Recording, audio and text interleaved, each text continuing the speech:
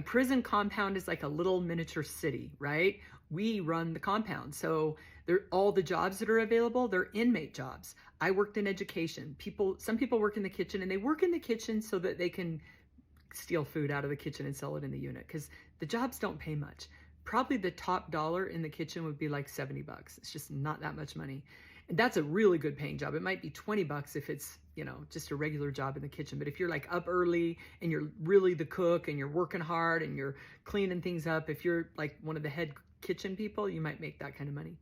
For me, I think I made $7 a month in education. One of the education jobs I had paid better, but the one that I ended up at the end, it was all for quality of life. I just wanted to work there because I got to do kind of what I wanted to do. You could work in plumbing or welding or take the trash out, recycling, not a good job. You could work in the laundry and a unit orderly, the grounds, cleaning up the grounds, the chapel. Now, if you're lucky, your prison has a Unicor, and Unicor is a factory job, and they do all different kinds of things at different prisons. At Waseca, they did sewing, and they sewed like military uniforms.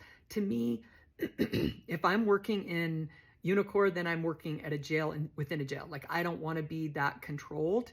So I was fortunate. My sister sent money in on my book so I could make phone calls and stamps and buy my hygiene and some food.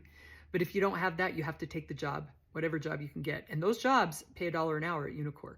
What's kind of funny is at Dublin, they did telemarketing from prison. Obviously, they were outgoing calls and you didn't have any control over the phones, but still, I didn't want to sell magazines, so I didn't have that job. But yeah, if you're in prison, you're going to have a job. Now, if you're an elderly or a sick person, the job is going to be super easy. It might be wiping down the phones or something like that. But everybody in prison works.